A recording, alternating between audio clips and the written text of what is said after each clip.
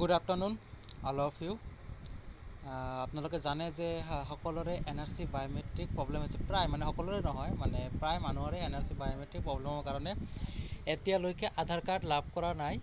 গতিকে আমাৰ মাননীয় ৰাজ্যসভাৰ MP সুস্মিতা দেৱ মেমে এখন PIL কৰিছিল, যিটো PIL মানে 2023 পেণ্ডিং হৈ গৈছিল, মানে হিয়াৰিং হোৱা নাছিল। তাতে আমি ইমপ্লিমেণ্ট এপ্লিকেশ্যন এখন ফাইল কৰিছোঁ আৰু যিসকলৰ নাম NRCত নাই তেওঁলোকৰ কাৰণে এটা ফ্ৰেছ পেটিশ্যন ফাইল কৰা হৈছে আৰু এইটো হিয়াৰিং আপোনাৰ 17 মে 2024 হৈ গৈছে আৰু তাতে দুটা PIL একলগ কৰিছে, মানে টেগ কৰি দিয়া হৈছে। মানে সুস্মিতা দেৱ মেমৰ PILৰ লগত চাহিল মাহমুদ যিটো আছে, মানে যিটো নাম NRCত নাই, সেইটো PIL এইটোৰ লগত টেগ কৰি দিয়া হৈছে।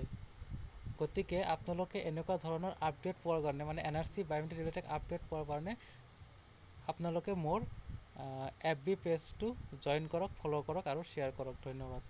ভিডিঅ' ডিছক্ৰিপশ্যনৰ তলত মই লিংকটো দি দিম FB পেজৰ।